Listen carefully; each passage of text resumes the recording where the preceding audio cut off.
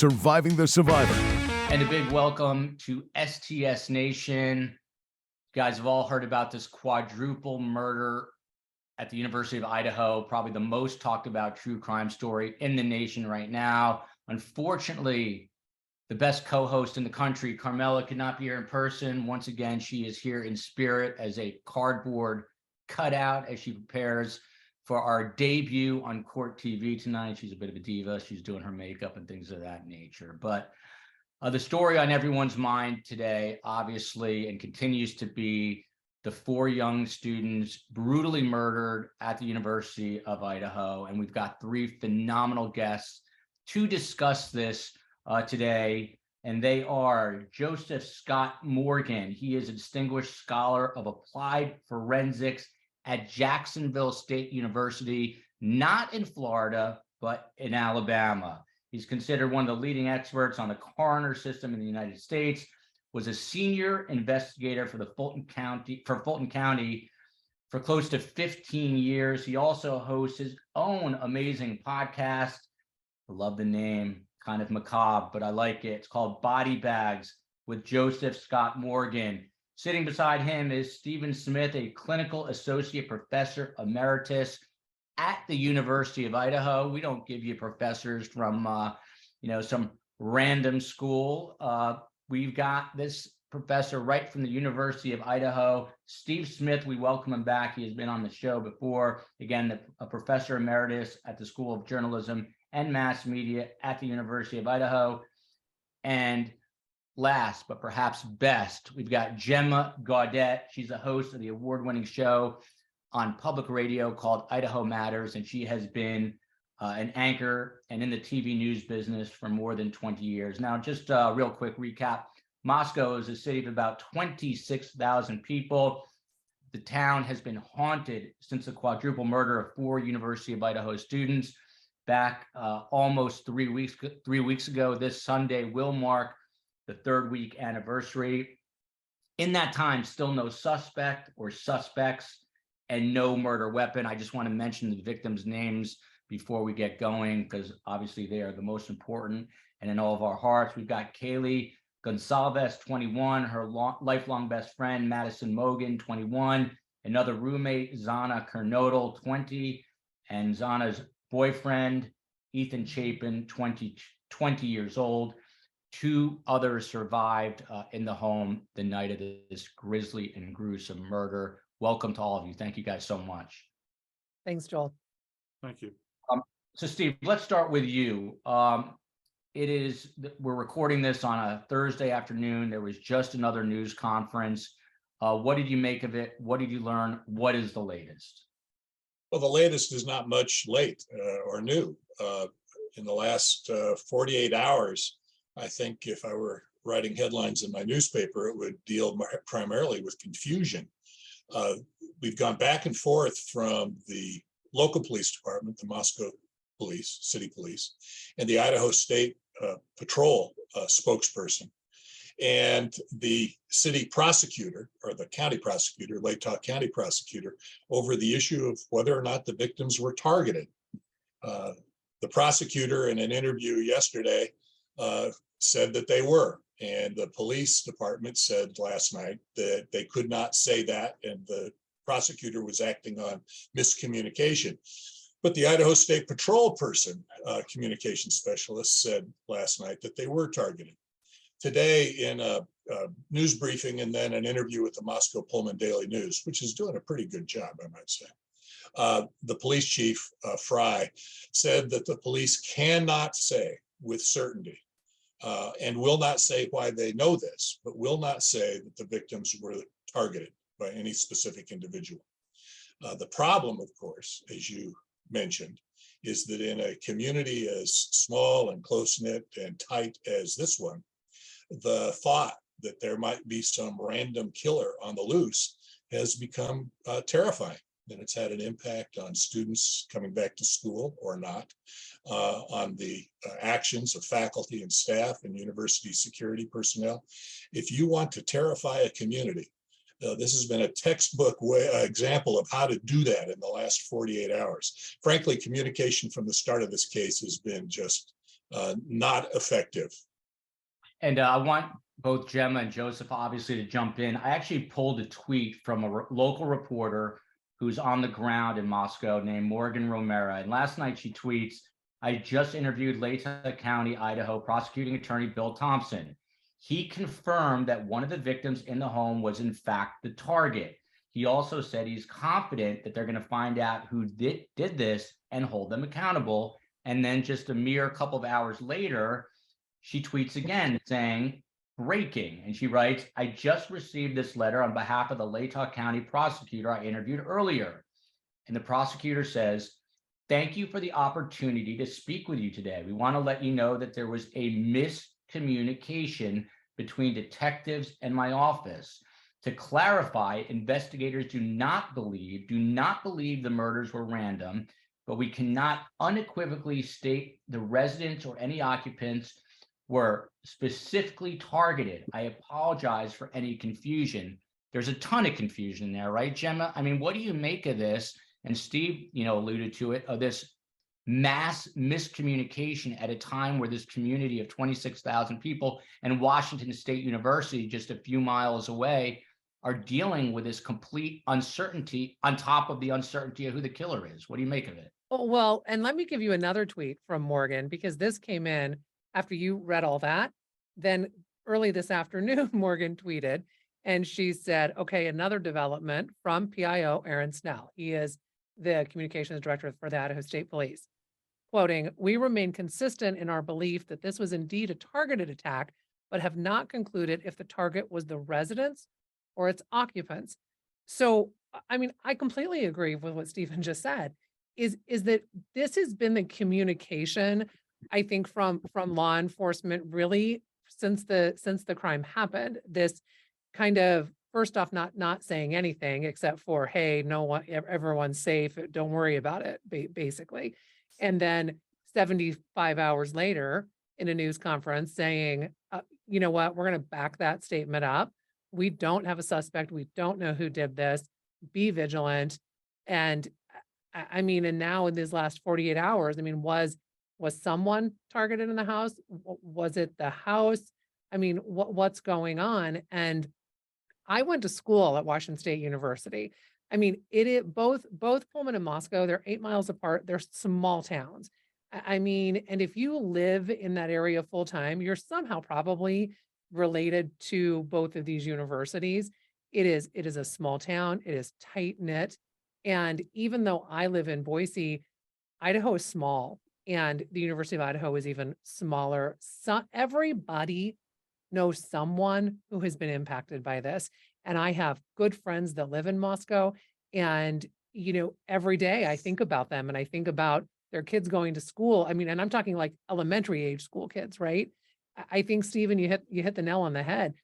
This is frustrating. This is heartbreaking, but it also does not ease anyone's minds about what's going on. If I could make two very quick points, and backing up what Gemma said. Some people may think this notion of targeted versus non-targeted is semantics, and that the actual impact is kind of minimal until maybe such time as the case breaks. And that's not true if you live in the community. The notion that it was not targeted suggests that there is somebody out there, whether they're still in the area or not, somebody out there who randomly murdered brutally 4 individuals, and it raises the terror level substantially. So it's a meaningful distinction that the cops have bungled from day one. The second point is one of confidence, community confidence. If the police can't get their messages straight, we have 3 law enforcement institutions at work now, and I think it's telling the FBI doesn't say a word. That's hopeful. But you have 3 police agencies involved in this investigation, and if they can't get their story straight, how confident can people be that the investigation is progressing in a reasonable, structured, organized, and appropriate way? If I were still in Moscow, I would be wondering how confident I should be in law enforcement at this point. Joseph, to you, you're the forensics expert. We're now close to 3 weeks in, closing in on it this coming Sunday. Idaho State Police have gone on the record saying that they've begun to receive forensic testing results. I know you've been following the story really closely. Anything to add? Are you surprised that in 2022, with the amount of blood that was shed in that home, that something hasn't popped up either on CODIS or come back forensically so far? No, I'm not. And the reason I say that is sometimes an overabundance of evidence can complicate matters. And certainly, and I can tell you what's going on in the lab right now relative to the blood evidence that they're dealing with. You've got what's referred to as commingling. If you'll just consider just for a moment, I'm not trying to be disrespectful or in any way whatsoever of the dead, but we have to consider the horrific nature of this. If we are to go with this line of logic that the police have put forward, where there is a single weapon that is involved, and they've identified this, and they, media, whomever, they've said Rambo knife, military style knife, hunting knife, and now we've got K-bar. K-bar has been this thing that has kind of come through over and over again. Okay. When you have 4 victims, not just simply one, if we are to believe that there is one perpetrator, we have to imagine, if you will, that the perpetrator has introduced this knife into the sphere, the physical sphere of each one of these individuals. And the first individual that was attacked would have the least amount of DNA evidence. But as you kind of progress through this horror, this slaughter, by the time you get to the 4th victim, now you have significantly commingled evidence, particularly the biological evidence relative to blood. Okay, so that's having to be unspooled. And, you know, when it comes to sharp force injuries, I think it probably goes without saying, I will say it though, that they are the most horrific, messy cases that you can deal with. And many times when you have an individual or perpetrator that is in a frenzied event, you can have them so pumped up on adrenaline that they will actually injure themselves as a result of using a sharp weapon, and they won't even know it, maybe for an hour afterwards, because they're so amped up. So there's the outlier here that perhaps, just perhaps, if this individual injured themselves, and they're having to be very careful with these samples, kind to weed through them, if you will, is there any unknown DNA in the specimen? And there's several types of DNA that they're going to be looking at. We have this kind of DNA rich evidence that we look for body fluids, blood, that sort of thing. And then you have, you know, this home that has been identified as a gathering spot for students from all over. And, you know, I think Stephen can certainly agree with me on this, that both of us being university professors, university world is a very transient world, particularly when it comes to students. So if you've got kids coming in and out of the house, you know, probably in the last few years, people have talked a lot about, and people have heard about touch DNA. So all of these spaces within this house will be essentially have multiple samples throughout. Then you have to consider anybody else that was in that residence that may have had an intimate relationship with anybody else that was coming in. When I say intimate, let's just be perfectly revealing here. We're talking about sexual relationship, maybe seminal fluid, those sorts of things. So you have that batch in there as well. It is complex. And then given the isolation, I teach at a rural university. Of course, we're not as isolated. I'm only 90 miles from Atlanta, but we're in kind of a rural area too. But no one anticipates, even in the largest jurisdictions, that you're going to have a quadruple sharp force injury homicide all contained within the same residence. So to say that they're underprepared is probably an understatement. I don't know how you could plan for this, but something that was mentioned, Stephen brought up just a second ago, and I know I'm kind of all over the board, but I really want to address this. They've made a lot of noise about calling in the FBI. Not only did they say that they've engaged with, I think, three field offices, that they've got those agents in there. Yes. Yes. They've also stated that they brought in behavioral sciences unit. Mhm. 2. So yeah. And so what this tells me is if the BSU is involved in this, these are the profilers. When you get involved with the FBI, they might, and I agree, their silence is deafening. What does happen though, is that particularly when you get the behaviorists involved in this, many times they're whispering into the ears of the local constabulary. It is up to them as to whether or not they're going to heed the advice. Because when you start talking about terms like targeting, that's a very broad term. You know, what are you talking about? Targeting an individual? Are you talking about targeting a group of people? Now, I don't want to go down this rabbit hole too far, but his name has come up and I'll mention him here. You start to think about Bundy. Well, Bundy targeted a whole group of young ladies at the Cayo house at FSU. He targeted them. He didn't know the layout of the house, but he knew that there were women in that house and he targeted that location. So when you say targeted, I'm talking about this from a behavior standpoint, which the FBI is skilled at. Are the locals actually saying a person was targeted, a location was targeted? It's very confusing. And that leads to panic on the part of these poor people that inhabit this place. You know, this home, you know, and still to this day, you don't have anything solid to kind of plant your feet on to know what's going on. And sometimes things are best left unsaid. You know, to say, it's very easy to simply say, there is danger. You should be concerned. Be on the lookout. Have your head on a swivel, be aware, and tell us anything that you see. Beyond that, they're under no obligation to say anything else. When you start throwing out all of this verbiage, it terrifies people. And that's what you're dealing with. I'm not on the ground. Mm-hmm. Respect to you guys. I know you guys are very close in proximity up there, Stephen and Gemma. But I'm just saying that you're right. This can induce panic in a population.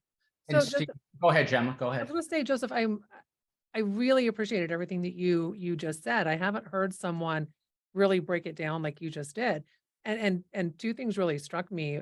And that is, I think, and Stephen, correct me if you feel differently, but you know, when this happened, I mean, I know that area incredibly well. I mean, one of my husband's good friends, who's actually in our wedding, lived in that actual house during law school. My husband lived, you always see the house that my husband lived in all of the video. I mean, my husband knew that area really well. You know, I went to school there.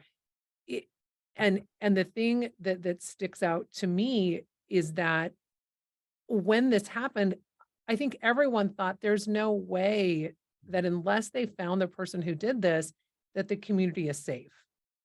And so from the get-go, when the police, and it really was 75 hours, when they said, you know, there's no threat, and that was the verbiage they used, there's no threat. I think that's where everyone just thought, how can there not be a threat? How can there not be a threat? Unless you know something that you're not telling us. And we get that if you know something so that you can't tell us, but why would you say that? And I guess that's what sticks with me. Steve. Magical thinking, it's called. Yeah. It's magical thinking on the part of a stressed out local police department dealing with something that was never in their handbook. There's nothing in their book that prepares them for anything like this. Joseph was absolutely correct. And so there was a bit of magical thinking, maybe thinking that they could get to this sooner than they did. Who knows what their thinking was, but it was messed up. One point to pass along to you, Joseph, in the interview with the Moscow Pullman Daily News this morning, the police chief said, we have DNA evidence. Now, as you just noted in your explanation, there can be boatloads of DNA evidence and none of it may necessarily lead to a suspect, but he did say they now have DNA evidence, and I'd not heard that before. And one last point, the nature of the knife. I've not seen any credible report out of the coroner, the law enforcement agencies that specifies the sort of knife aside from a large bladed stable, I don't know how you would call it, not a folding knife. I've heard nothing from official sources that would say K-bar or Rambo or hunting knife. They've been very careful not to specify exactly what it is. That's all totally irresponsible media speculation and social media rumor. Well, I was just going to bring that point up. Steve, first off, before I get to the knife, when the FBI, the silence from the FBI came up, you kind of smirked, laughed a little bit, and said, "Good." If I understand you correctly, do you think it's good because they're onto something and they're being quiet, or what? I have no idea if they're onto anything, but it's basically off of what Joseph said. Police would have been better off never saying anything, except it's under investigation and we're going to do our best and we'll keep you informed as we know. The FBI knows their business, and they know not to talk and not to speculate and not to feed rumors. And my only point was, not hearing from the FBI tells me they're doing their job. I have no way of knowing how close they are. Whether they're close or not close, that doesn't matter to me. They're doing their job and they're keeping quiet about it, which is what they should be doing. Yeah. I felt comforted by that for some odd reason. So back to this knife for a second. This is, I believe, from a Fox News, where, for full disclosure, I used to be a national correspondent. And Steve, I know how you feel about media speculation, but they wrote basically that, police have been conducting a search of the trash cans, which were taken away. The big old dumpsters were taken away. And I think just the other night, the cars were removed as well. And without real attribution from anyone, it's written that they believed it to be a large knife. This is, according to the media, according to police, believed it to be a large knife, possibly made by the Oleon Company, a K-bar, which are used by U.S. Marines and other military. So I know you're laughing right now because you don't like the speculation, but from a forensic standpoint, Joseph, I mean, how important would it be to learn the type of knife or the type of weapon that was used in this gruesome quadruple murder?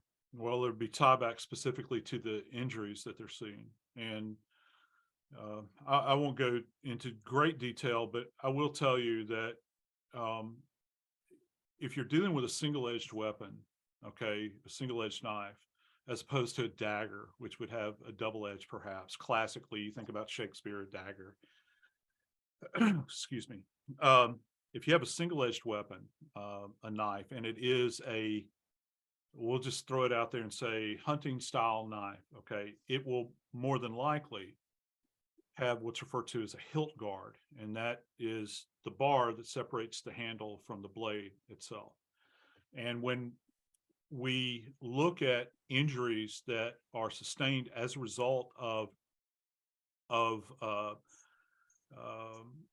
that type of wound, that type of weapon being utilized, you would have the blade that would enter the body, and the hilt itself, the hilt guard, makes what's referred to as a hilt contusion. And it's very glaring, when you see it at autopsy. But absent that hilt contusion, and again, I don't know anything about the nature of the injuries. And again, through the media, I've heard somebody said multiple stab wounds. I've heard defensive wounds, and all of these things have a nature of their own. I heard someone, even the coroner, when she was being interviewed by Ashley Banfield the other night, the coroner was specifically asked, which I was, again, very surprised that she was even making a statement at this point. Banfield asked her if there were any slashing injuries. She said no, stabs. And she indicated the chest.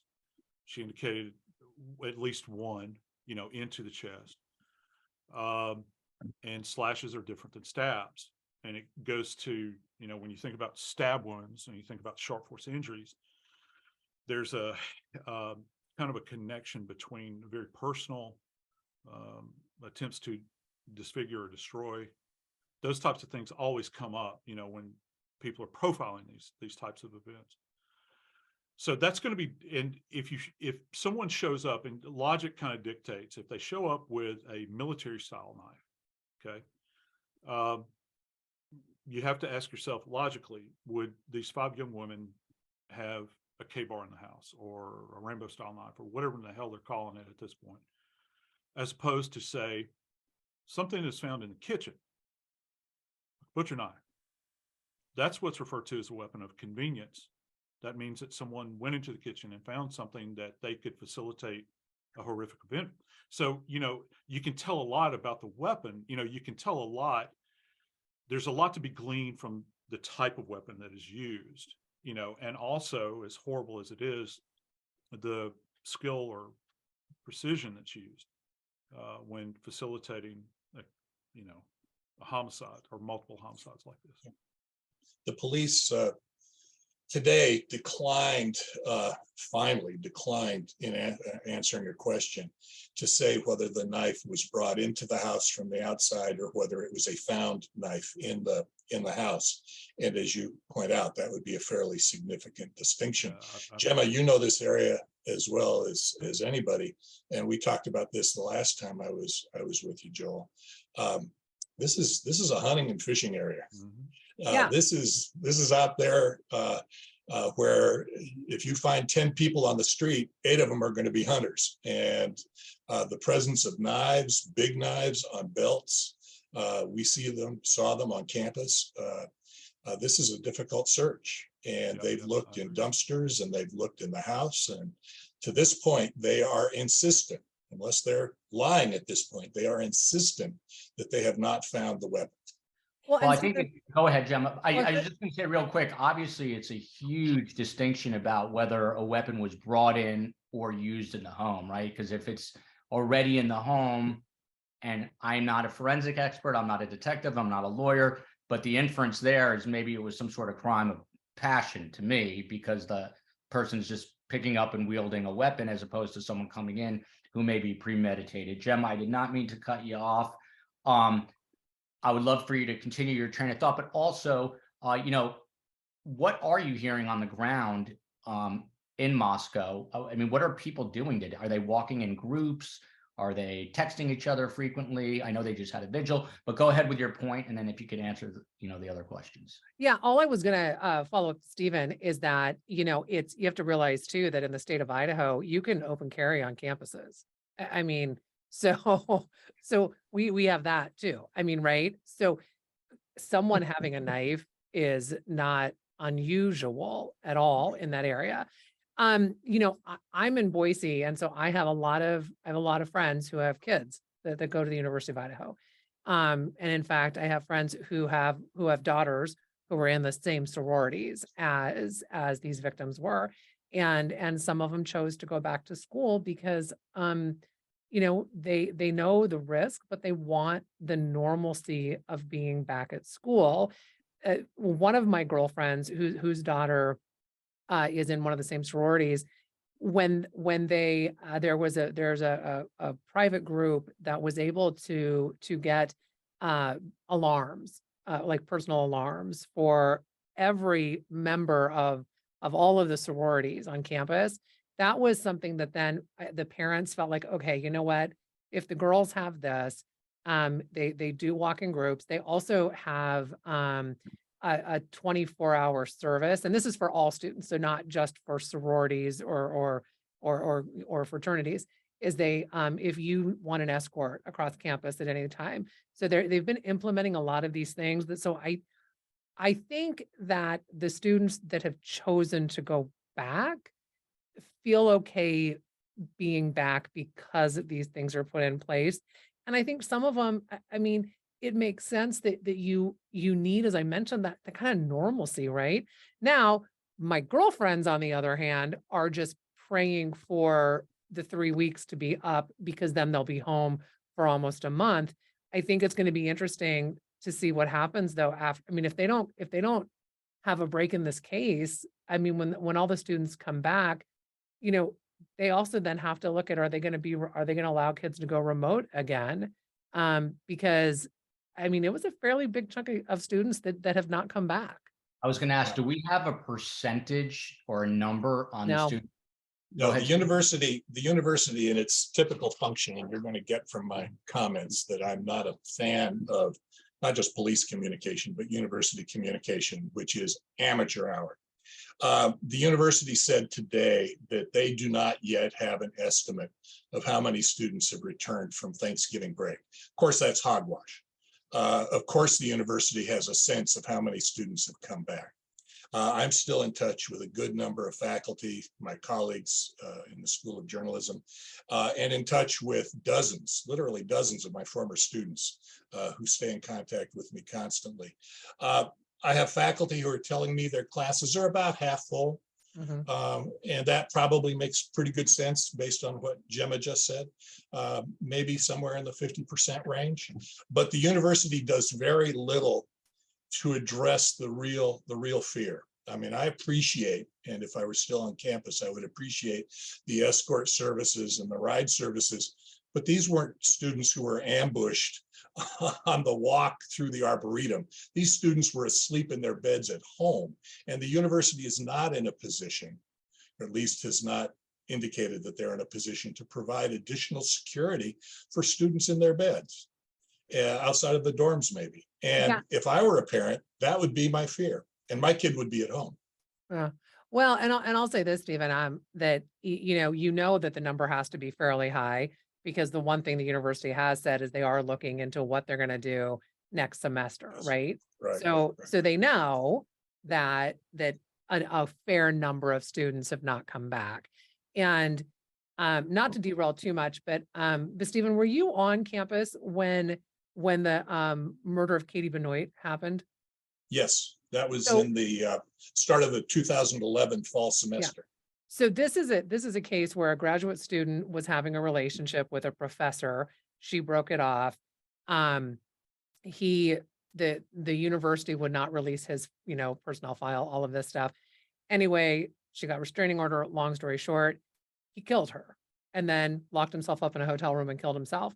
I was a television journalist at the time at a local station in Boise. And you want to talk about a lack of transparency and a lack of communication. That was the University of Idaho.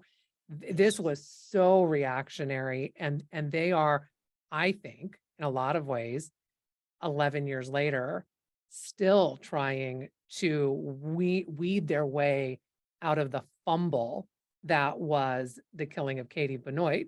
I mean, with that said, there's a new administration, it's a new president.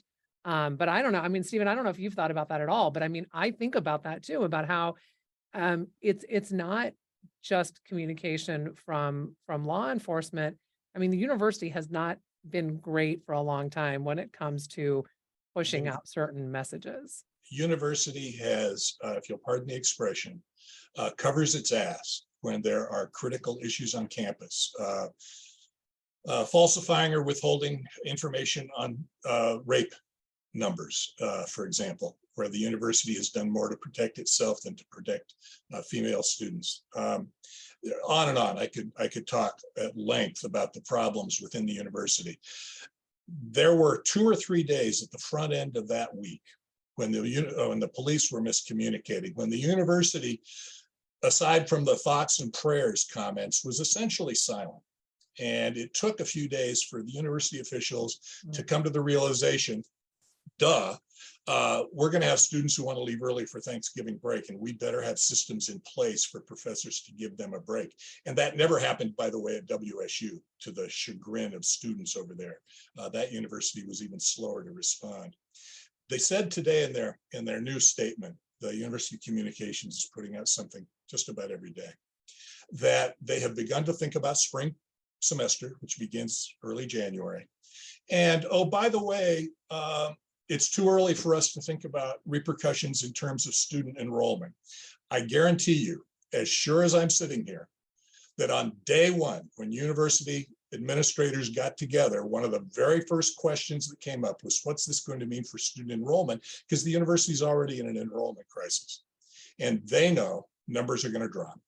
Boise State. Yeah, that's exactly right. Boise State needs to be prepared for an influx. Idaho State, maybe Washington State. And I know that conversation took place around that table, but they aren't going to tell you about it. And Joseph, we're going to get back to you in a minute because you make an interesting comparison with this murder to another. But first, Gemma, you're the sole woman on the panel. If you were back in college in your WSU days, would you return to campus, do you think?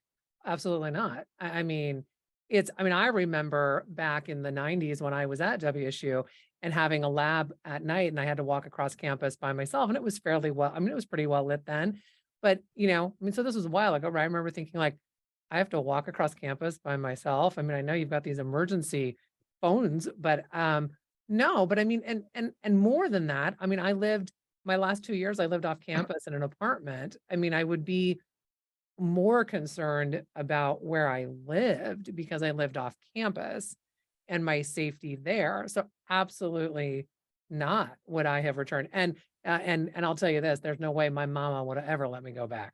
Even if I had wanted to, that lady would have never let me go back.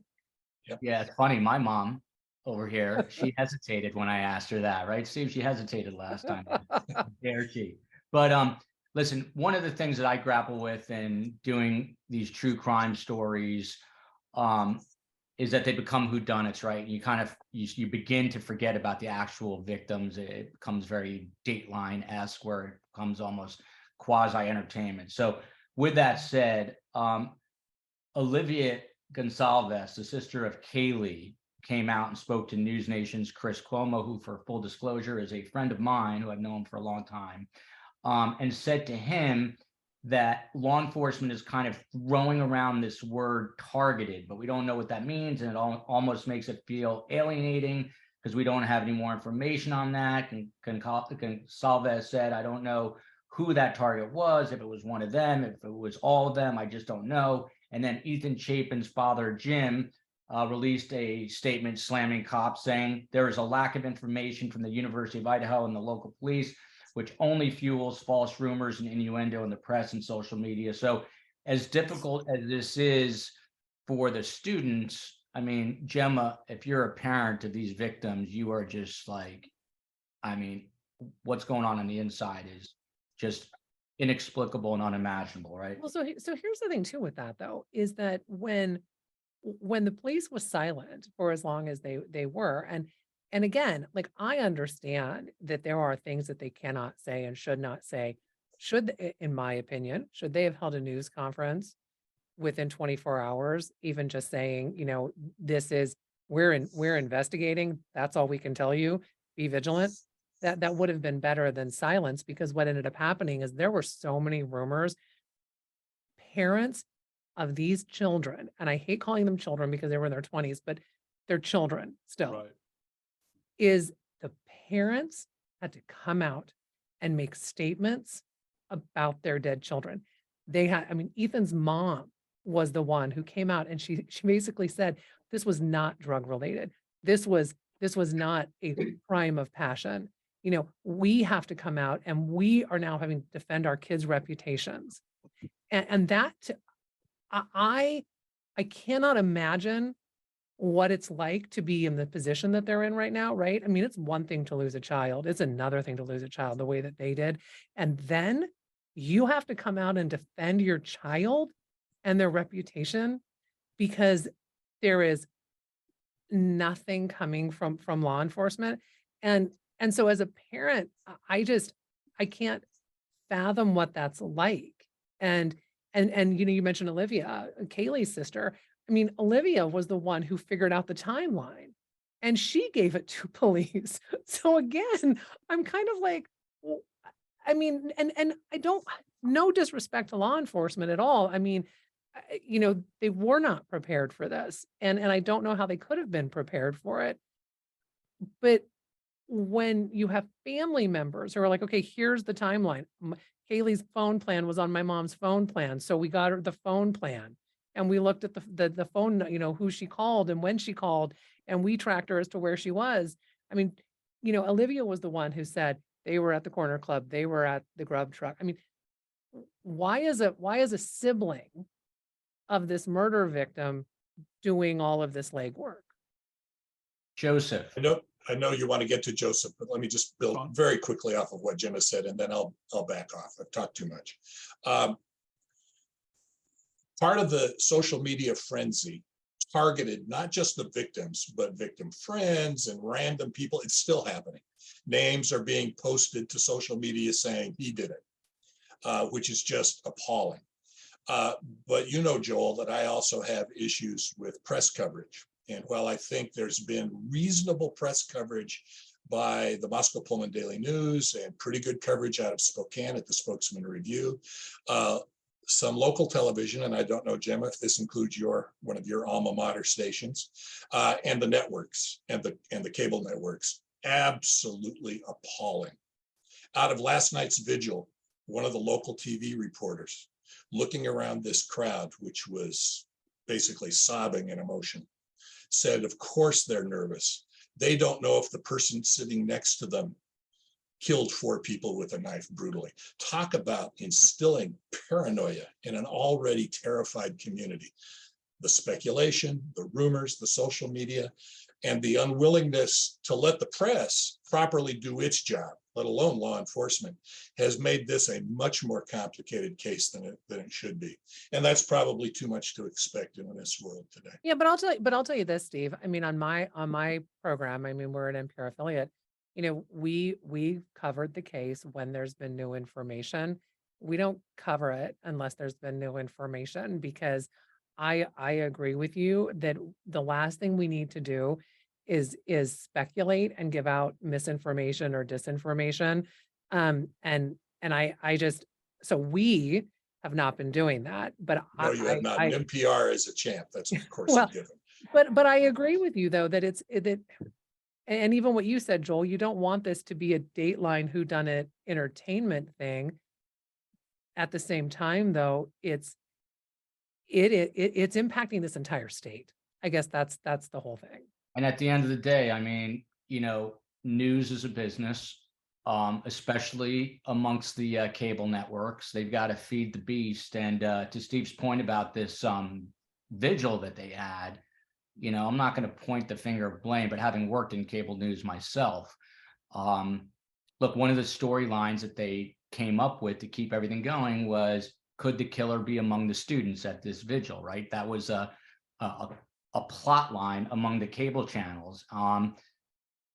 It becomes really difficult to negotiate all that, to figure out, and this is Steve's expertise, where does the media cross the line? And Steve, I think you wrote a column about this, but I had a mentor named Steve Kappas, who's kind of a legend in the news world. He was president of NBC News and then went on to be executive producer at CBS Evening News. And I remember asking him one time very early on in the 90s, I said, what is news? And he says, it's like a giant bear that you just can't get your hands around and just kind of keeps coming after you.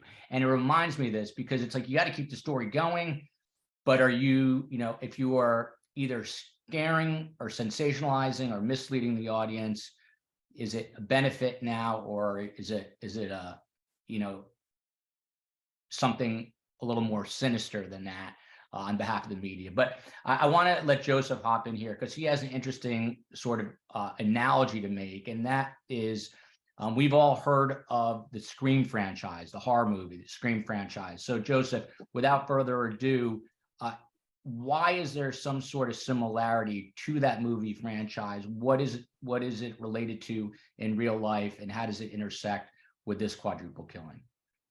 Okay. Well, I'd actually drew this comparison when I first heard about the case because of the Danny Rowling case, which was out of Gainesville at the University of Florida back in the early 90s. I think it was 91. And you had several students that were killed, and they were in off-campus housing, and it was a sharp force injury type of case. And it kind of set it apart from everything else. At the time, you guys had mentioned I'd worked in Atlanta, but prior to that, I was with the coroner's office in New Orleans, or Metro New Orleans area. That's where I started my career. And Danny Rowland had actually perpetrated a couple of homicides in Louisiana back at the time. And I remember he was being looked at for all kinds of things down. We were dealing with a couple of serialized homicides down there. And so, and I remember thinking, and to be honest with you, when I thought about Danny Rowling, I didn't think about the Scream franchise, and it was brought to my attention later that his killings were based upon that. I'm not a big moviephile in that sense, but what set it apart was it was at a university, it was off-campus housing, and it was sharp force injury, and he killed with individuals with more than one individual at a location with a knife. And it kind of harkened back, but the problem with drawing that comparison is that there's no evidence that this is a serialized event. This is something that that happened at this location where you had 4 individuals. Now, what has come to light in this particular case, I think, per the father at the vigil and going to what Gemma had said, we didn't get these details, certainly from the police, and I understand why they wouldn't, but, he had mentioned that his daughter was lying in bed next to her best friend. And, I think that when many of us heard about the case, we were trying to, think about the scene and kind of how it's laid out in this quirky, odd shaped house. And, we had this idea, I think, that the beds were separate, maybe the rooms were separate, but then you begin to think about the young man and his girlfriend. They were in their bed, and then you had these 2 young ladies that were co-sleeping there. Puts a completely different spin on this. To me, it does, at least from a forensic standpoint, because you've got someone that would be so emboldened that they would introduce themselves into a room where they would have to perpetrate such crime with another person there immediately adjacent. And in both of those circumstances, in those 2 separate rooms, if we are to believe what we've heard at this point, to the forensic evidence, I've talked about the level of violence thus far, because this is sharp force injury, and whoever perpetrated this, I can tell you this with great assurance, that this individual would have been super saturated with blood. And so that begs the question, how did they make it out of the house? I think that that's very important for the police. They're going to have to take that into consideration, because there would probably be some evidence of them leaving the residence, I would think, given the amount of blood that would have been involved in this case.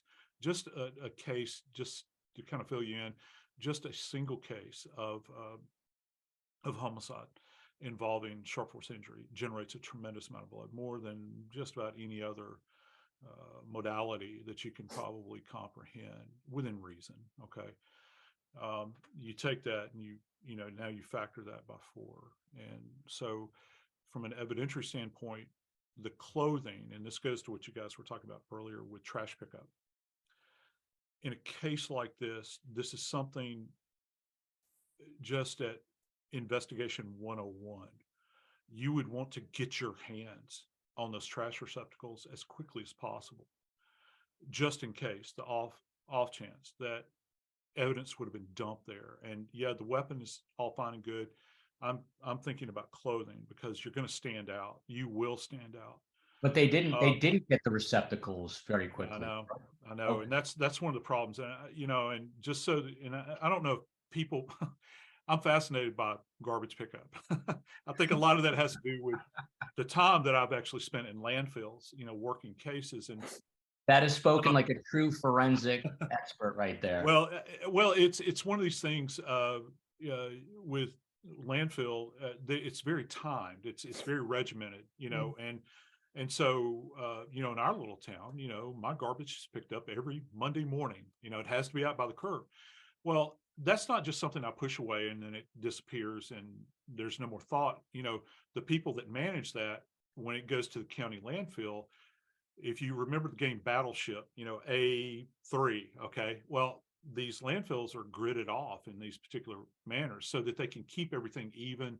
They run over it with these trucks that have metal tires, grind it down, press it down, and it's managed this way. If you don't get to it, and this is fragile biological evidence, and you have to consider that it might be there. I'm not saying that it was there, but you have to take that into consideration. So it is imperative that you get your hands on this, because it's one thing to have it sitting in a trash receptacle, okay? Because it's going to begin to degrade in that environment. However, you take it to an aerobic environment like a landfill where you've got all of this other churning that's going on and all of this other breakdown, it's going to compromise that evidence. So that's just one of the little things that you kind of have to have an awareness of, when you're working cases involving a lot of blood evidence. And, we haven't even touched on, the tracking of blood, or the passive dripping of blood, and all those sorts of things that they're looking at. And I hope that Very this is quickly, I don't want to interrupt, but we're running short on time, so I will interrupt.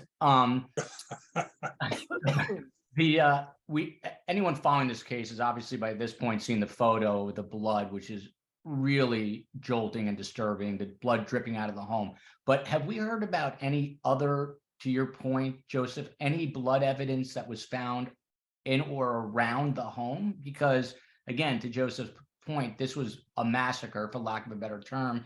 And Joseph, you'd have to think that there is blood around the perimeter of this home. How could this person have gotten away unless they literally showered, changed? And even with doing all that, the amount of blood in that home, it seems nearly impossible to have escaped scot-free, right? And One of the even things you need to yeah.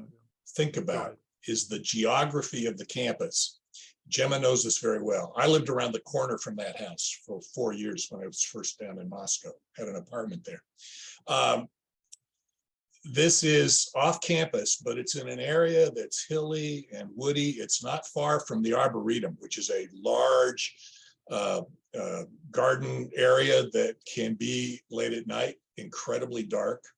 It would not have been difficult for somebody to make their way from that apartment to a wooded area quickly. We're talking early in the hour of Sunday morning. That's about the one time on a weekend when there is literally no one out on campus because everybody's been out the night before. And the only other thing I would say to Joseph about garbage disposal, I have no idea when they might have been picked up, but one of the things that struck me when I first started working at UI was the amount of stuff that landed in dumpsters between Friday at 5 and Monday morning. These dumpsters are absolutely overflowing, and something dumped in there early Sunday morning is going to be surrounded by more crap than you can imagine by Sunday night and Monday morning. It's phenomenal, and I'm sure Gemma can recall the same sites. Well, and I would say this, I mean, I think you make a really good point, Stephen, about where the house is located, is that it's really, I mean, you all know it's a wonky house, and it really, I mean, it's built into a hill, basically. And so I think it, and it's not lit very well, so it would be easy to get out without anyone seeing. But I mean, to the point of, has there been any other blood evidence? I mean, we don't know. They haven't said anything. But I mean, Joseph, I would also assume that, I mean, law enforcement wouldn't necessarily say, hey, we found all this blood outside the house. Yeah, and to that point, and the scientist in me will not allow me to say, I know that appears to be blood. The scientist in me will not allow me to say that is in fact blood streaming, because, for us, when I see that, and granted, Joel, God bless you, I agree, it does appear to be blood. All right. But from a scientific standpoint, there's several steps that we would go through in order to confirm that. And I know that you guys understand that. So by virtue of that, and by virtue of my experience and calling upon my experience alone, I only have a real small slice of the pie. My worldview, the home would be saturated. Can I make one more point real quick? And absolutely, because it's a geographic thing for me, I know that we're up against time. A lot of hay has been made about the food truck. I've heard a lot of people talk about that, the videography. I'm not so much concerned about that as I am the fraternity house. Because when you take a look, we know that this young man and his girlfriend were at a party there, or at some kind of event. I don't know what it was. I don't know if it was sanctioned, because I know in our Greek row nowadays, they're so tight on things that if you're going to have a party, there has to be a sign-in list. And if you've got a guest coming, they have to actually sign it before they can enter into one of these homes. And guys, I was struck by this. When I saw the distance between that home and the Sigma Chi house, which is where I think they were, Google Maps says it's half a mile. It ain't half a mile. Oh, it's not half a mile. It's maybe a football field in straight line. Yeah. And from what I understand, people, walk through these wooded areas all the time. And they were there. And so I know that I think just from an investigative standpoint, if there was a list of attendees there, that's certainly someplace that you would want to go and look at that list and see if anybody saw anything or heard anything. And that's kind of a captured document. I'm just wondering what the university's policy is there about parties and these sorts of things that are going on. Is it a sanctioned party? Is it an actual party? It's on a Saturday The night. university has a policy. Yeah. It does require the sign-in. They're not supposed to serve liquor to underage students. And all of that is practiced in the breach. The fraternities and sororities do not police this. These parties are essentially open door. Particularly if you're underage, you're going to get in and never sign a form.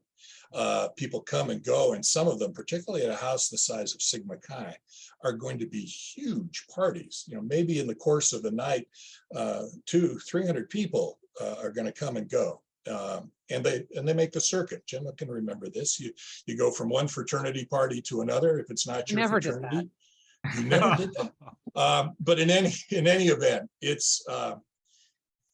I'm sure the police are doing exactly as you suspect, looking at all the records, but my guess is that they cannot rely on them to be complete. And I would be surprised if there is any video outside of cell phone video out of that house. Well, can I make one point? I've heard a lot of people talk about the food truck, and I know that the video is very compelling. You know, they talk about the guy with the hoodie and all that stuff. And to me, that's all fine and good. But not so much has been said about that. And so I'm sorry, Jim, I didn't mean to step on you. No. What I was going to say to that, Joseph, is that it just yesterday, the communications director for Idaho State Patrol came out to an interview with KTVB television and said, you know, we have unaccounted hours at the Sigma Chi house. There's about a 4-hour gap. And he was like, look, I know that you're probably doing stuff that your parents wouldn't approve of at these parties, and we don't want to prosecute you. But we need anyone to come forward if you have video, if you have pictures, because it will, I think his wording was, allow us to figure out who was and who wasn't there. And so, sorry, I have a piece of hair in my mouth. So anyway, I found that to be really interesting, because I completely agree with you, Joseph, that it's what happened at this fraternity, right? And I know just from where my husband lived when he was in law school, the reason why he lived on King Road was that he could either walk or ride his bike, and he went right through the Sigma Chi. He'd ride his bike on the lawn at Sigma Chi to get to the law school. I mean, it's just, it's convenience. I mean, it's super close.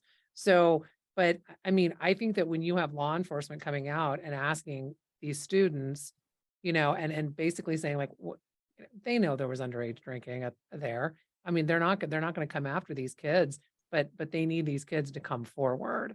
And Gemma, that's a point I have not heard, and a fantastic point. You called them children, college kids. I'll go a step further and say that not all, but some are knuckleheads, and they might think that they're going to get in trouble. 100%.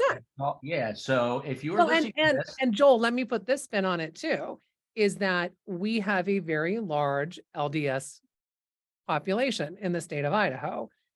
Drinking is absolutely prohibited in that religion. And if you came from a home where you are a practicing Mormon and you go to college and then you're drinking at a party, I mean, the ramifications for you and not just the fraternity for giving out alcohol to underage minors. I mean, there are ramifications to you, to your family. Will you, I mean, because of the faith that you practice.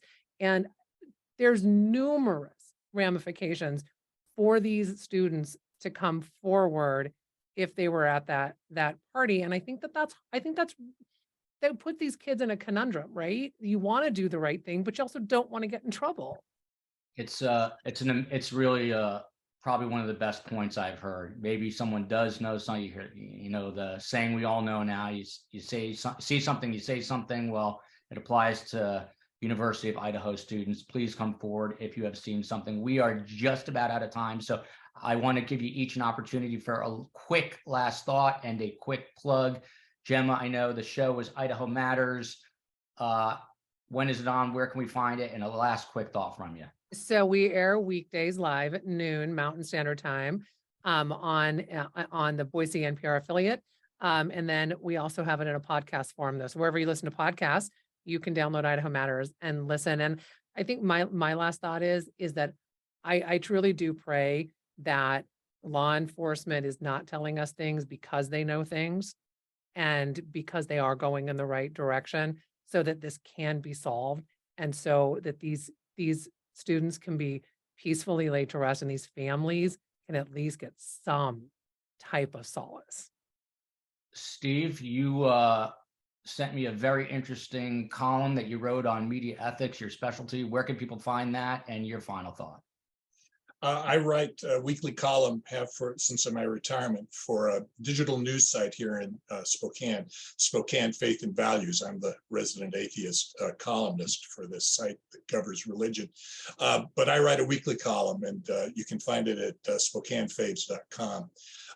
Last thought, I've continued to focus mostly on the media and media ethics issues, and no time left for me to say anything complicated. I will say in general, I am appalled by cable news, somewhat only lesser appalled by network news. And I am appalled by the parachute journalists who parachute into town and claim to be experts after 2 hours in Moscow. Generally more favorable for local media, particularly the reporters that I mentioned to you last time.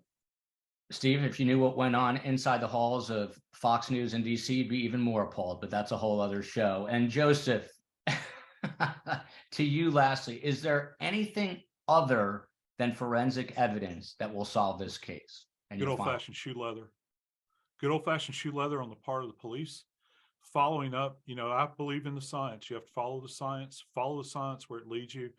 And then all the circumstantial stuff needs to be picked up. And that water has to be toted by the police. They have to go out there. They have to get investigators on the ground that are going to go out there. And one of the places that they're going to be missing out here is the fact that these kids that have gone home because of this fear, they're never going to get that opportunity again to sit across the table from them and ask them direct questions where they can elicit information from those kids that may have heard something that they didn't put 2 and 2 together, but cops have the ability to draw that out of them. That's gone. That's gone. And that's a real shame, because you never know. Each one of these little lives that is snuffed out now has touched all these other lives, and you don't know how. You don't know who they came in contact with. And it's no fault of these kids that have gone home. I understand. My child, I'd want them home too. But that's one of the little battles that's going to have to be fought in amongst all of this. And my final word comes from Ethan Chapin's mom, Stacy. I'm going to read a quote from her because I want to remember these victims. She said to the media this week, "We are eternally grateful that we spent so much time with him," meaning Ethan.